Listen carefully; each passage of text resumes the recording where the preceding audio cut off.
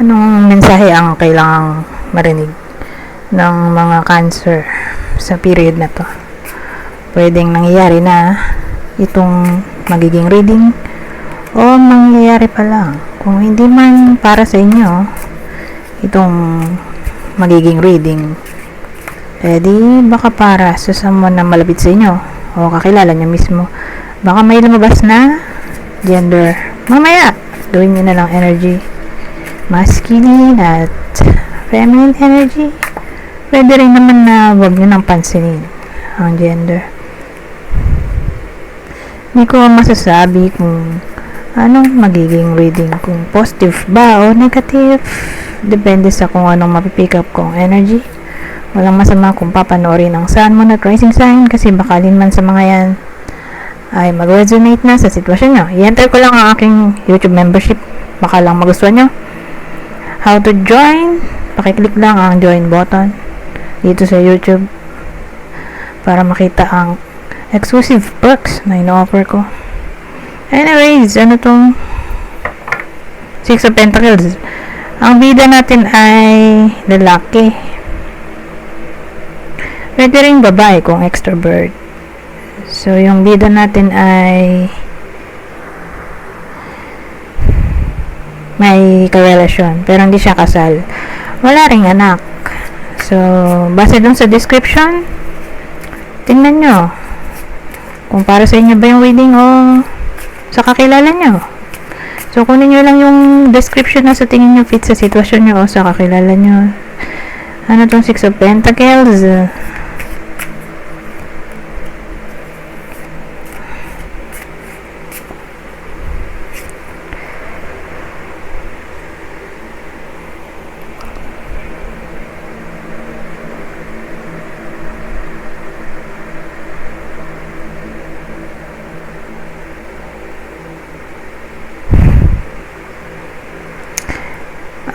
Ang dating sa akin, may unexpected money na paparating so dahil dyan mababayaran na ang mga dapat bayaran, lalo na yung mga utang. Kaya lang, ang dating sa akin,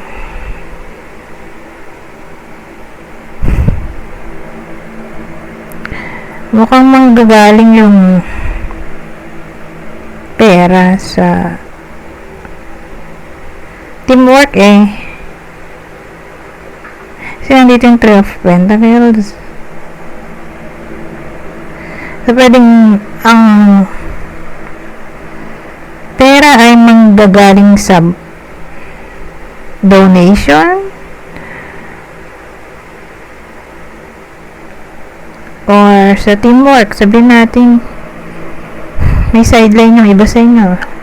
Ngayon, grupo sila na nag-work together para makaka-create ng money. So, sila yung sabihin natin mga freelancer, example lang.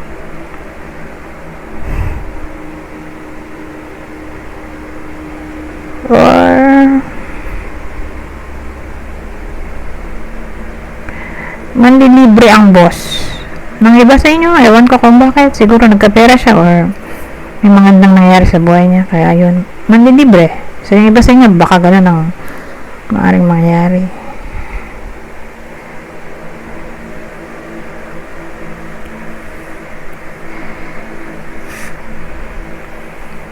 So, case-to-case basis.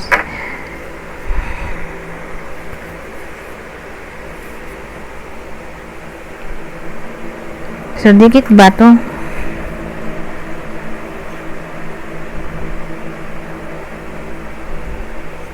Mukhang didikit.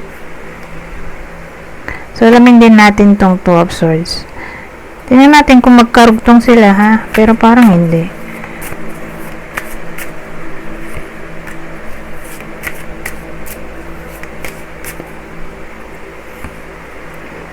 Ito yung girlfriend niya. girlfriend or partner ng bida natin.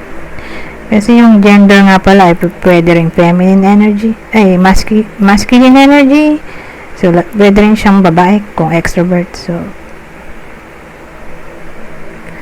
yung partner niya, bakit may page of swords? Ano nga bang kinaklarify natin? Two of swords. Pero nagda-doubt yung partner niya. Nag-spy dito sa page of swords.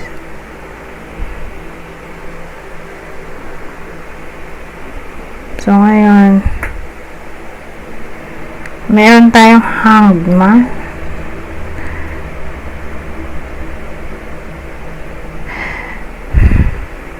Kasi yung hanged man pwede rin siyang card ng illusion. Magiging Neptune siya.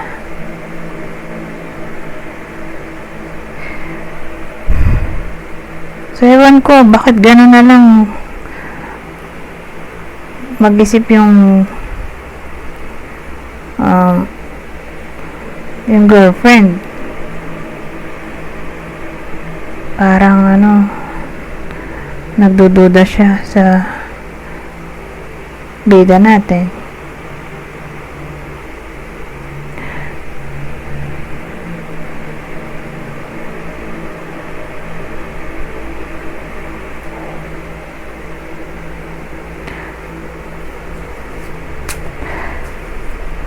Hanapin natin ibang detalye. Asan ba yung isang deck ko? Bakit may hanged man? Kasi pwede rin siyang intuition yung hanged man, di ba, na Neptune nga, kaya pwede rin siyang hanged man. Maraming pwedeng case. Baka nagmala psychic siya o nag-consult sa psychic, doon siya nakakuha ng information na may something wrong, kaya yun nag-spy siya dito. So again, maraming pwedeng case, kaya magdaragdag tayo ng ibang info.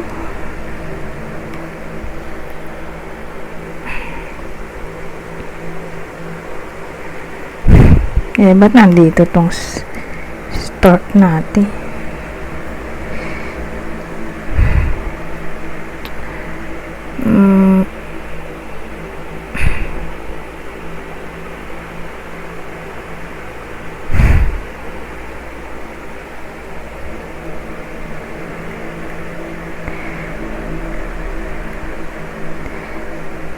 Buntis siguro. Case to case basis Kung buntis, kasi kapag buntis mas lalong intuitive. Kaya siguro ganun. Tamang hinala, masyado siyang intuitive. Buntis kasi gawa ng hormones.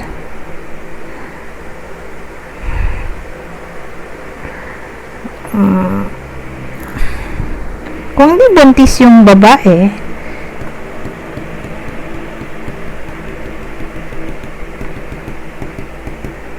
sabihin natin long distance sila, kaya ayun, na-paranoid. So kung long distance relationship,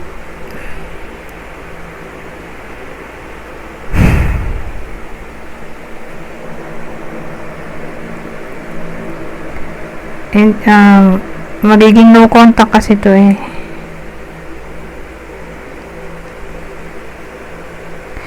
pag di sila nag-uusap.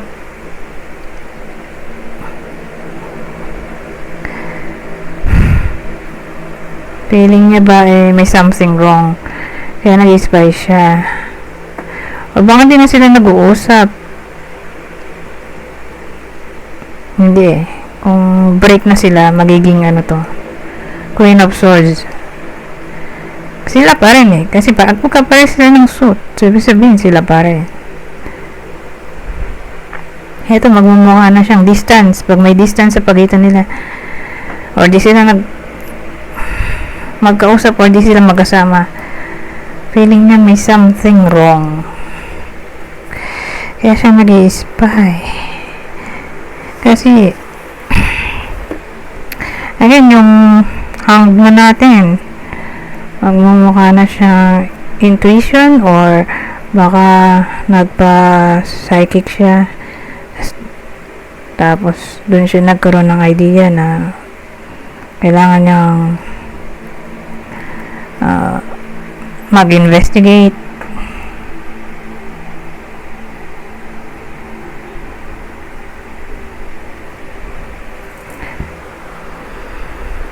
Kasi kung di niya sariling intuition to, edi intuition ng iba. Ng psychic siguro. Or, anyone na may kinalaman sa divination. Reader na lang in short. Ano kayang sinabi sa... dagdagan na natin ulit. Dagdagan ulit natin ng information tungkol dun sa part na yon. Ano ba yung nalaman niya? Ano yung intuition na to? Oh! Oh!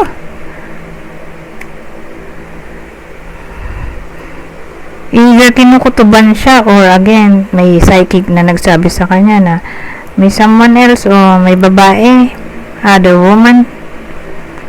Ito kasi betrayal na to. Feeling niya may someone else o baka may psychic na nagsabi sa kanya na may someone else kasi ito mukhang landian point pa lang sila. So, talking phase or nasa beginning stage pa lang sila ng flirtation. Pwede rin ganun. Kasi, pag nakita ko tong flower, parang siyang sign ng ligaw, ng liligaw.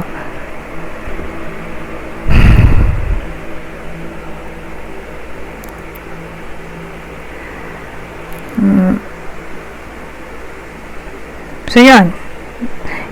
Either kinukutuban siya na may someone else yung partner niya, or again, sinabihan siya ng psychic na bantayan niya yung partner niya at mukhang may maligid na babae.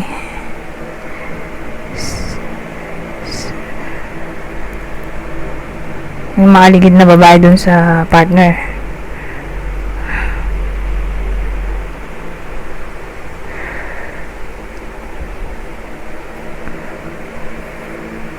O may type siya.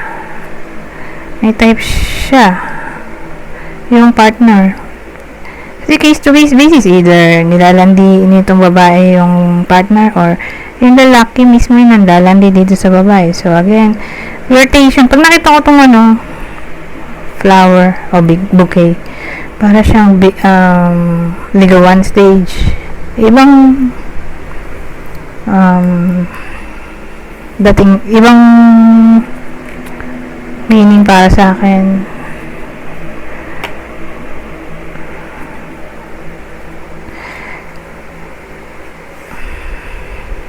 So yun pala ang reason bakit nag-i-spray yung babae. Kung may someone else ba or tama nga ba na baka may someone else kung sinabihan siya ng psychic. So again, may intuition nga dahil sa hanged one. Either intuition niya yun or intuition ng psychic. But anyways, ano itong Two of Swords? Ito pala yan.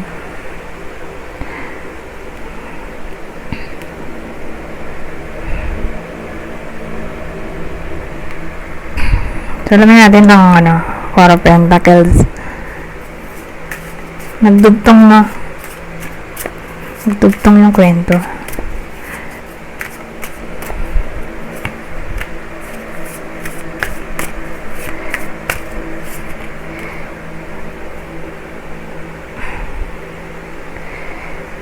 Ay, nagdugtong ba?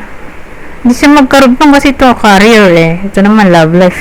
Pero more like love life niya mismo kasi minsan napipick up natin ay love life ng someone na malapit sa inyo, kakilala niyo, pero ito love life niya mismo ng bida natin.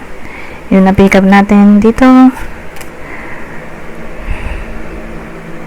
So, ganun itong Four of Pentacles.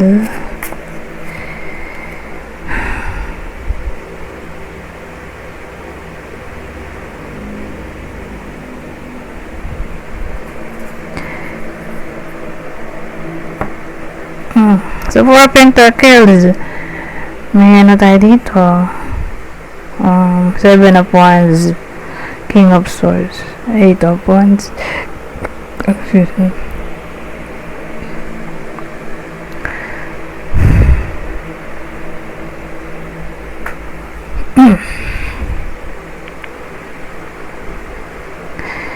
Kasi, ang dating, nandito kasi yung 8 of Wands natin eh.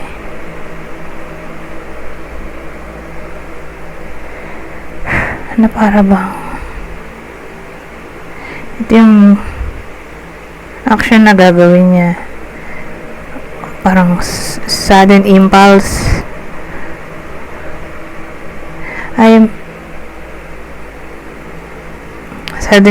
sudden action na maging somewhat defensive. Kasi nandito yung King of Swords. Nandito yung King of Swords. Siyempre, magaling niya magpalusot dahil ano siya, intelligent.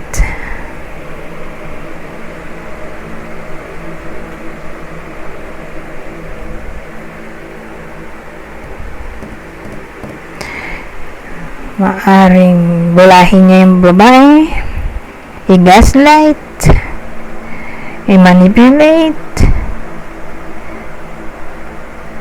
Ganun eh, gagamitan niya ng intelligence to para makalusot siya sa sitwasyon. So, magiging defensive siya sa 7 of Wands. O pwedeng, ito yung defense niya, di ba? Magiging defensive. Ito naman, nakatake naman siya. So, atake niya galing sa intelligence, gaslighting, brainwashing, manipulation.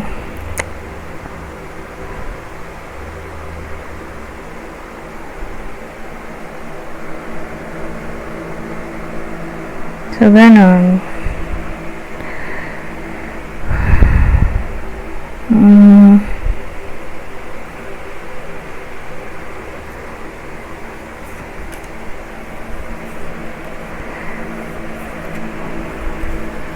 Bakit siya naging ganun kung hindi naman totoo? So,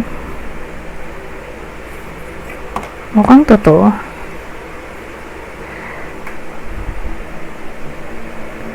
Tingnan natin. Pwede rin naman. Alamin natin. Kasi siyempre, pwede mali yung intuition ng bida natin or ng psychic na nilapitan niya.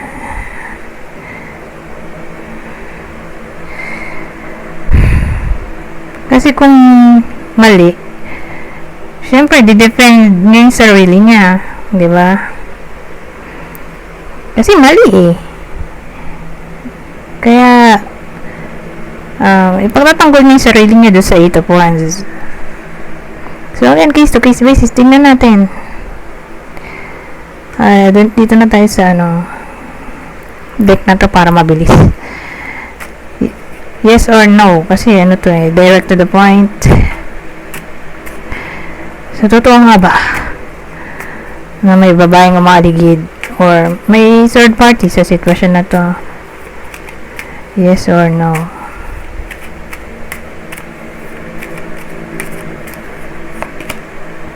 Wala naman pala eh.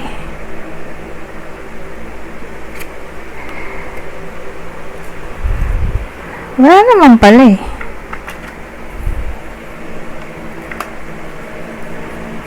So, ang nangyari dito, i-defend niya yung sarili niya.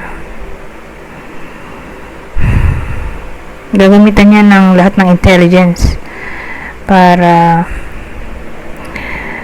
ma-persuade niya yung partner niya na nagsasabi siya ng totoo. Kaya, eto, aatake siya gamit yung intelligence niya o information na alam niya sa sarili niya ito totoo o yung truth niya ba, sasabihin niya yung truth niya kasi to eh, King of Swords, so magaling siyang communicator.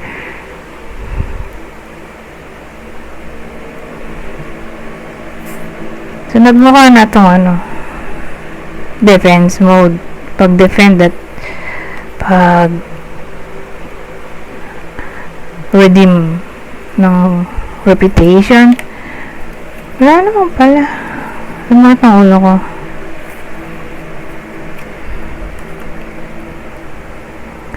Anyways, punta na tayo dito sa clue. At least, ngayon meron na tayong clarity na wala naman pala.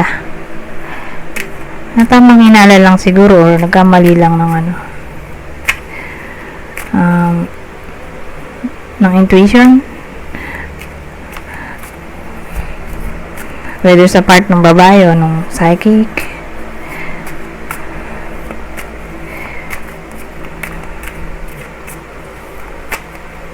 Ito yung partner o person ng Cancer sa reading na to. Kasi again, minsan yung intuition nagkakamali din, diba?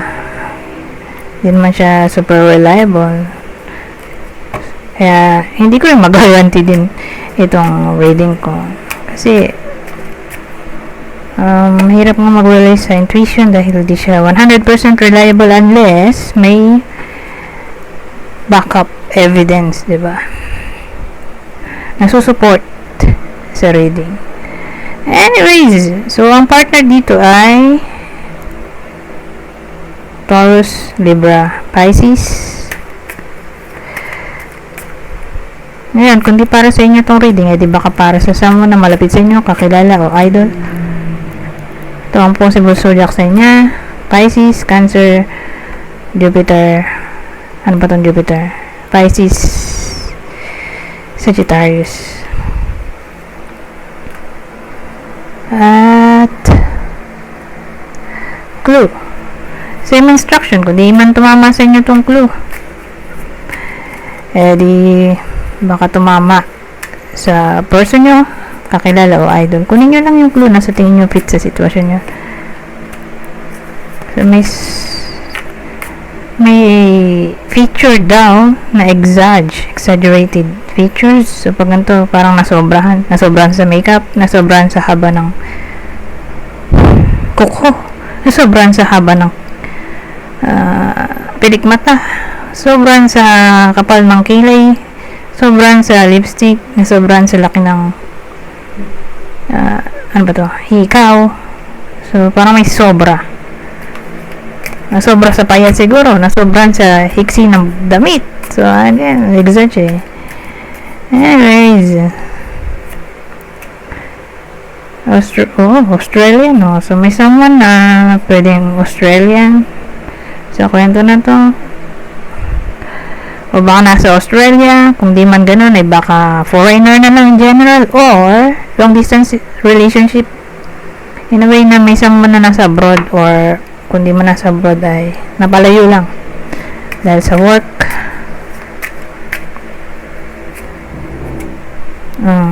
So, dito may someone na mahaba naman ang buhok.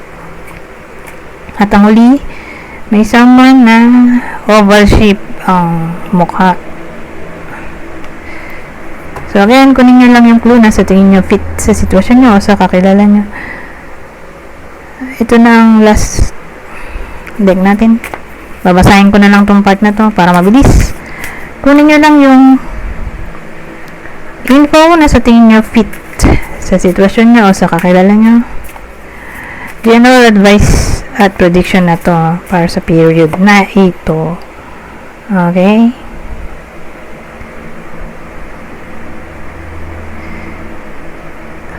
So, basahin ko na lang ha. Rejoice. Embrace your loving connection and rejoice.